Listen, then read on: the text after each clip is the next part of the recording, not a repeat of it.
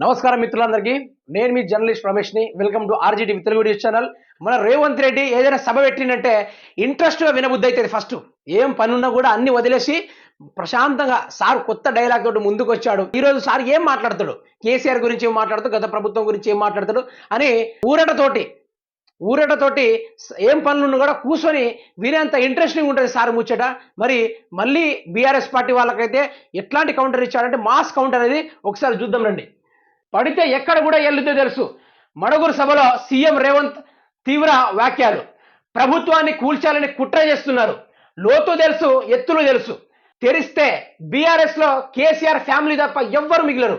మాతో గోక్కోవద్దు, గోక్కున్నోళ్ళు బాగుపడలేదు. ఈ డైలాగు కేసీఆర్ అన్నట్టున్నాడు కదా. నేను గోక్తూనే ఉంటా, నాతో గోక్కోవడం అంటే మామూలు ముచ్చట కాదు బుడ్డ, అగ్గితో గీసుకున్నట్టు ఉంటుంది అన్నట్టుగా గత ప్రభుత్వంలో ఉన్న మాజీ ముఖ్యమంత్రి కేసీఆర్ ఏ విధంగా అన్నారో ఈరోజు తెలంగాణ సీఎం రేవంత్ రెడ్డి గారు కూడా అదే వాక్కు రావడం జరిగింది. మాతో గోక్కోవద్దు, గోక్కున్నోళ్ళు బాగుపడలే. సుశీల్లా ఒకటి అర్థమైంది ఇక్కడ. సార్ తోటి గత ప్రభుత్వం వాళ్ళు ఎవరైనా పెట్టుకుంటే మాత్రము, గోక్కుంటే మాత్రం వారిని వదలడట. ఖతం చేసిస్తాడు. మరి చేసినప్పటికీ అదే విధంగా చెప్తున్నాను, పేద ప్రజలు ఉన్నారు కదా రేవంత్ రెడ్డి గారు.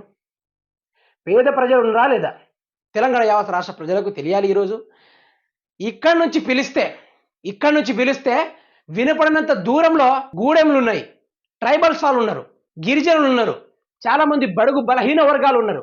అటువంటి వారికి ఏదైనా మార్పులు చేయండి రేవంత్ రెడ్డి గారు.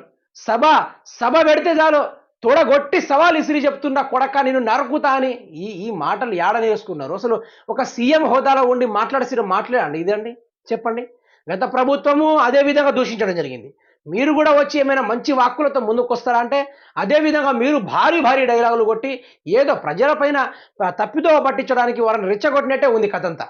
ఆ రెచ్చగొట్టుడేదో మీరు పేద ప్రజల గూడాలకు వెళ్ళి వారిని అభివృద్ధి చేసే పథకాలు స్టార్ట్ చేయండి. ఏదన్నా సభ పెడితే చాలు చర్ర మండి ఇక ఏసి పడేస్తానట్టు చూస్తారు. గా ముచ్చట్ను ఒకసారి మీకు వీడియో రూపంలో చూపెడతాను. ఒకవేళ నేను అనుకుంటే గేట్లు తెస్తే కేసీఆర్ నువ్వు నీ అల్లుడు నీ ఇంటోళ్ళు తప్ప మొత్తం కాంగ్రెస్ పార్టీ కండువ కప్పుకొని ఇందిరమ్మ రాజ్యాన్ని కాంగ్రెస్ ప్రభుత్వానికి అండగా నిలబడతారు. మేము మర్యాద పూర్వకంగా రాజకీయ నీతిజ్ఞతో ఇవాళ రాజకీయాలు చేయాలనుకుంటున్నాం. మీరు మా ప్రభుత్వాన్ని పడగొట్టాలనే కుట్ర మోడీ కేడీ కలిసి చేస్తే చూస్తూ ఊరుకుంటామని అనుకోకండి. ముచ్చట బాగానే ఉంది. రేవంత్ రెడ్డి గారు విసిన సవార్లు బాగానే ఉంది. మా ప్రభుత్వాన్ని పడగొడితే ప్రభుత్వాన్ని ఎవడెందుకు పడగొడతాడు ఒక్కటి చెప్పండి తెలంగాణ రాష్ట్ర ప్రజలారా. కాంగ్రెస్ ప్రభుత్వాన్ని ఎవడు కావాలని పడగొడతాడు? కేసీఆర్ పడగొడతాడా, లేకుంటే ఇంకెవరు కావాలని పడేస్తాడా? ఎవడు పడేయడు. ఎవడైనా నీట్గా నిజాయితీగా పనిచేస్తే ఏ గత ప్రభుత్వాలు కూడా పడగొట్టాయి, ఏ కార్యకర్తలు కలిసి పడగొట్టరు. నాలాంటి జర్నలిస్టులు కలిసి మీకు ఇంకా ప్రోత్సహిస్తాము, ఇంకా బాగు చేయమని. మీరు మీ పాలన వచ్చి రాగానే ఏదైతే ఇస్తానని చెప్పిన హామీలు ఒకటొకటి ఇస్తారు. ఇగో తెలంగాణ రాష్ట్రంలో ఎట్లాగో ఉద్యోగాలు భర్తీ చేయరు. ఆ ఉద్యోగాలు భర్తీ చేసినా కూడా అందులో అంత లత్కొర పనులే ఉంటాయి. మరి ఆ ముచ్చట కాడికి ఇక ప్రభుత్వాన్ని కూల్చుని పండబెడతా, వాని కొడతా, కేసీఆర్ నరుకుతా, మీరు నరుకొని సావండి.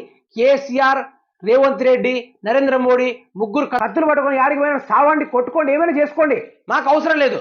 మాకు కావాల్సింది అభివృద్ధి. మాకు కావాల్సింది బడుగు బలహీన వర్గాలను ఆదుకునేలా అభివృద్ధి చేయండి. వారు కాళ్ళ మీద వాళ్ళు బ్రతికేలా ఏదైనా ఉపాధి కల్పించండి పూర్తి స్థాయిలో. అలాంటి వారికి ఇండ్లు లేవు, ఎంత గోసలు ఉన్నాయంటే అట్లాంటి వారికి ఇండ్లు లేవు.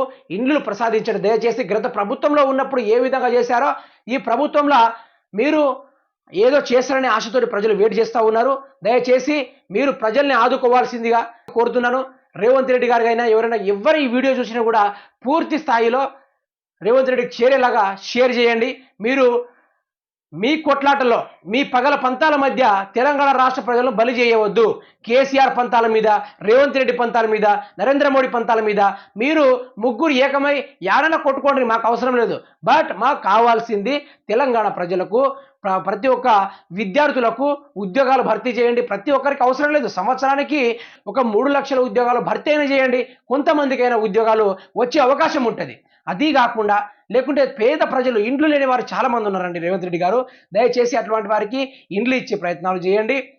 వాటిని మించి వేరే పథకాలు పెట్టినా కూడా దండగా నాకు అనిపిస్తుంది. ఎందుకంటే ఇల్లు లేనిదే విద్య లేనిదే బతికి దండగా అనిపిస్తుంది ఈరోజైతే ప్రజెంట్ సొసైటీని చూస్తే. కాబట్టి దయచేసి మీరు కొట్టుకుని ఎటన పోండి, దయచేసి మమ్మల్ని మాత్రం ఆదుకోండి. ఇదొక్కడే చేయండి. పేద ప్రజలను ఆదుకోండి, వారి పక్షాన్ని నిలబడండి. మిమ్మల్ని నమ్మించి ఓటేసినందుకు కేసీఆర్ మీద దుమ్ము పోసుకోవడం, కేసీఆర్ వచ్చి నీ మీద దుమ్ము పోయడం, మీ ఇద్దరి పైన నరేంద్ర మోడీ దుమ్ము పోయడం, గీయని చూసుకుంటాం. మేము ఎర్రోళ్ళంగా పిచ్చోళ్ళం కాదు. మేము కూడా అవస్థలో సమస్యలో పోరాడుతూ ఉన్నాం. దయచేసి మా పైన మా సైడు చూసి మాకు అభివృద్ధి చేసే పనులైతే చేస్తారని ఈ ప్రభుత్వానికి విన్నపించుకుంటున్నాను.